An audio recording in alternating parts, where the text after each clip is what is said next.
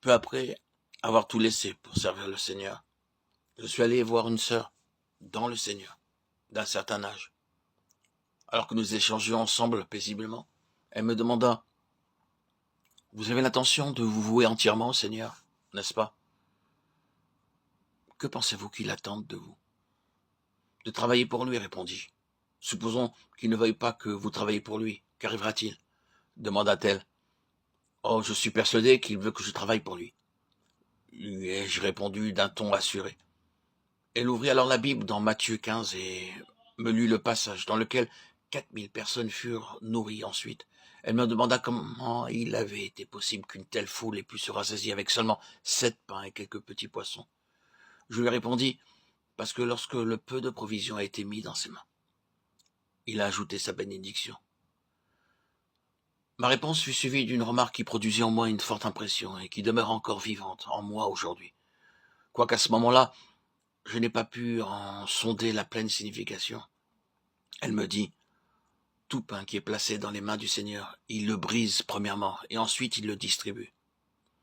Il ne partage rien qu'il n'ait premièrement brisé, car le pain qui n'a pas été brisé ne peut pas se multiplier lorsqu'il est distribué. Frères, je vous conseille de ne pas vous engager à son service, à moins d'être prêt au brisement qui devra suivre si la vie doit être apportée aux autres à travers vous. Beaucoup d'années se sont écoulées depuis cette conversation et j'ai maintes fois eu l'occasion de constater la véracité de cette parole qui m'avait été adressée. Puis-je, en retour, vous dire que si vous n'êtes pas préparé à être brisé dans les mains du Seigneur, alors il vaut mieux ne pas vous offrir à lui. Le problème que nous avons vient pour une grande part de ce que lorsque nous entendons l'appel à nous consacrer à lui, nous y répondons sur la base d'une impulsion intellectuelle ou émotionnelle. Et nous ne sommes pas prêts, pas préparés à affronter les exigences d'une consécration sans réserve. Une telle situation peut déboucher sur une existence misérable. En effet, si nous nous sommes un jour offerts à lui de cette manière, nous ne pouvons plus jouir sans avoir des scrupules de la même liberté que ceux qui n'ont pas fait le pas.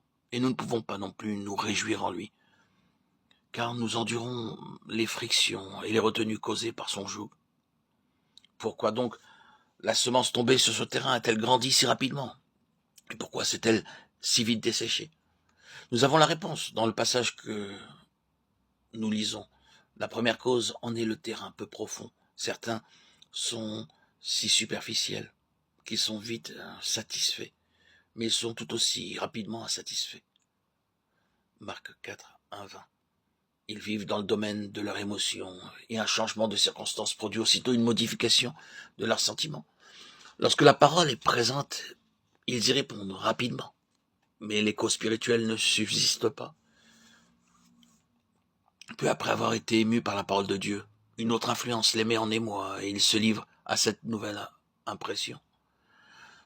Si nous sommes affectés par toutes ces influences qui nous assiègent, nous ne parviendrons jamais à une réelle connaissance du Seigneur, car nous ne demeurons pas exclusivement sous sa souveraineté.